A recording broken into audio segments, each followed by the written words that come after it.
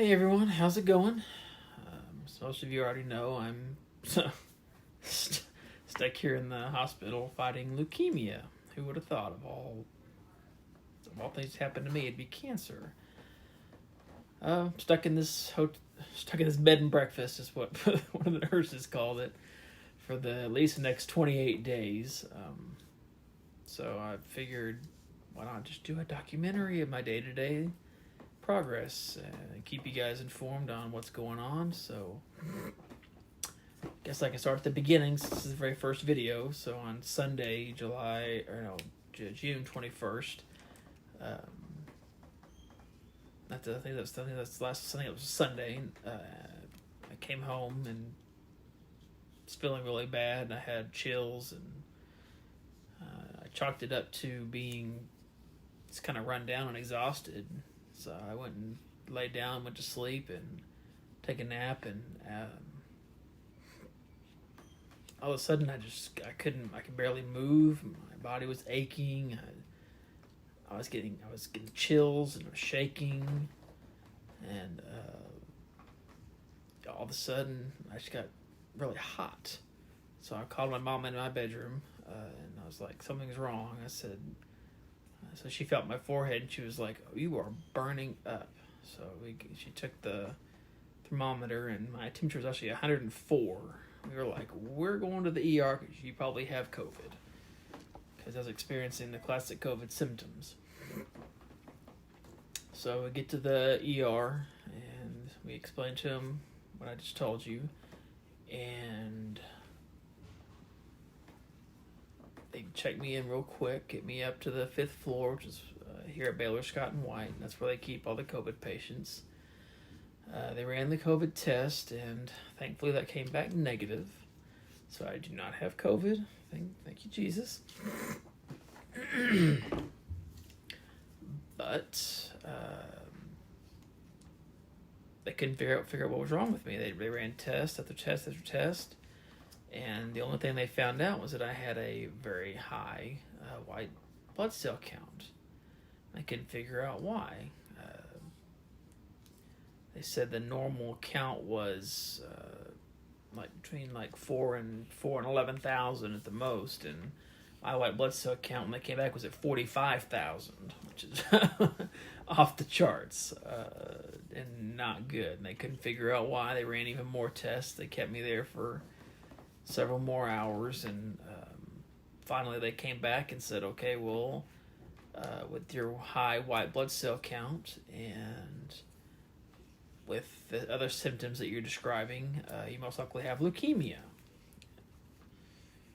That was a shocker right there, obviously. I had to take a little time to process that. So then I called my mother, told her what happened, and she was just a complete mess after that, so she had to leave work, but that's a story for another day. So they moved me down to the oncology floor.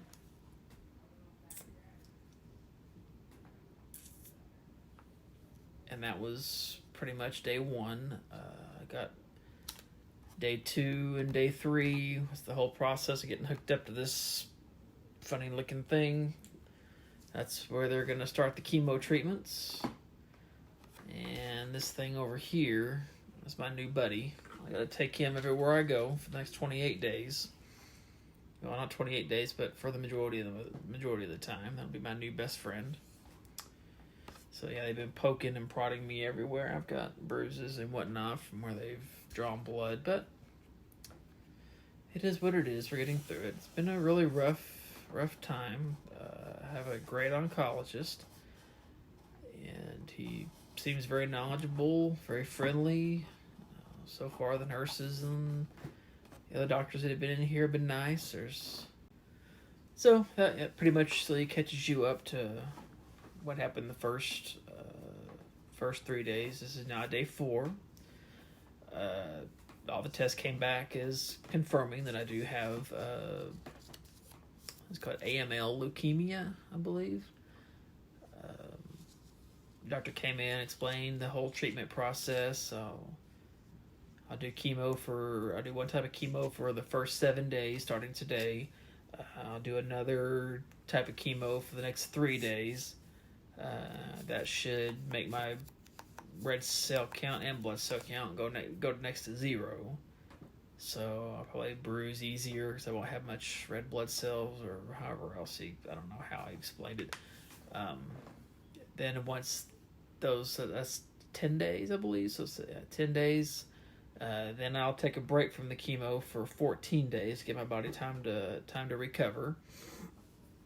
Then I believe they will do another bone marrow test, which I didn't mention this. They did one yesterday, so they'll do another one, I guess, in once the first round of chemo is over.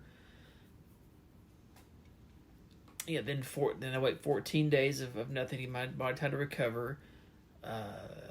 Then let's see.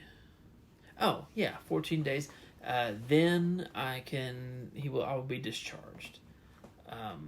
Then I believe he said after 2 weeks, I will have to go. I'll be readmitted back into the hospital.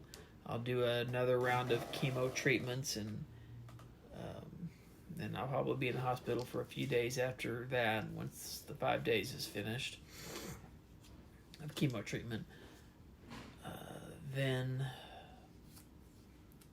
I don't know. I hadn't really gotten that far yet. We'll discuss that when the time comes. So that's pretty much all that's happened today.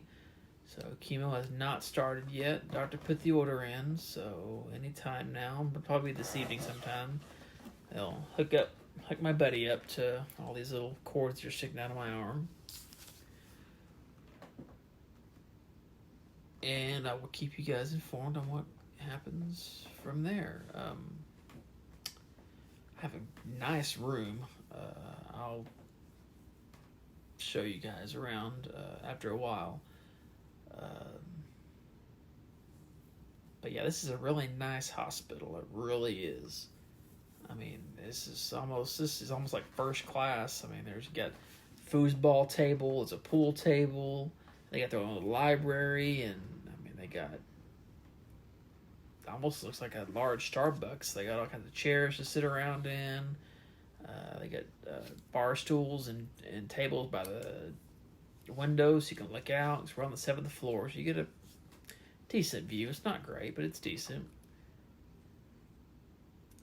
So I think I picked a good hospital to come to, and thank God for insurance. If you don't have health insurance, get it. Because you never know. One day you're perfectly healthy, the next day you're in the hospital for 28 days. And the bad thing is they're not allowing any visitors, which is really, really hard on me. I think it'll get easier as time goes by and I get on a more routine. But for the next 28 days,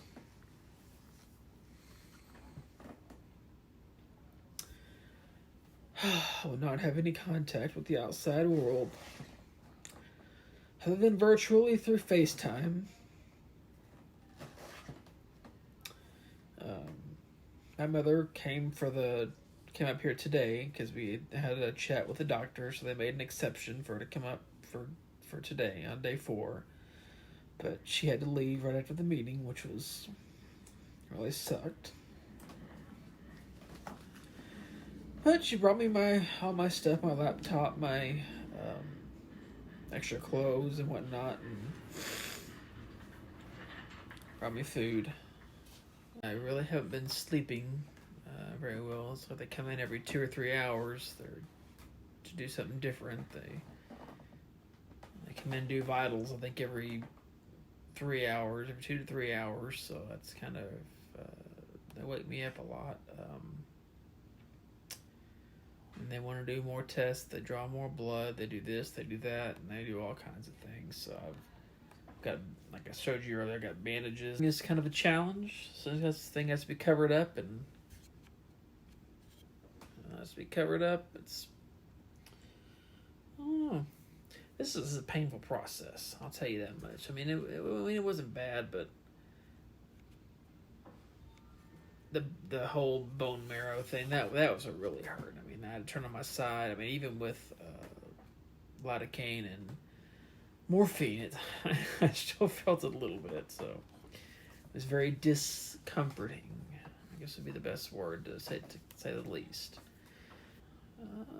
No, they let me roam around the floor for the most part. They let me go to Starbucks and Which, and they let me go pretty much anywhere I want for the time being. But I think once chemo starts, that'll come to an end, unfortunately. But it is what it is. So I guess will be the end of. You're pretty much caught up from day 1 through 4. I'll let you know tomorrow on day 5 what happens, because I'll start the chemo tonight, and I'll let you know how things go tomorrow. Peace out.